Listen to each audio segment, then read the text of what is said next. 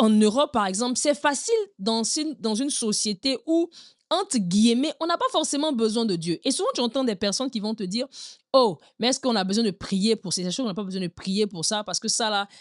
Non, quand tu es dans une société où la prière n'est pas semble ne pas être importante, est-ce que tu pries quand même? Parce qu'en réalité, la question qui se pose, ce n'est pas la question de: «Est-ce que je dois prier ou pas?» C'est la question de savoir: «Est-ce que je sais pourquoi la prière est importante?» Parce que la prière, ce n'est pas venir se tenir devant Dieu pour justement expliquer nos besoins. La prière, c'est pas communication seulement.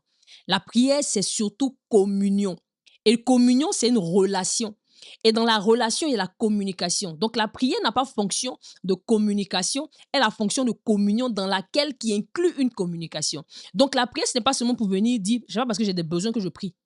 C'est pas parce que je n'ai pas de besoin que je prie pas». Non, c'est pas ça. C'est pas comme ça que ça marche.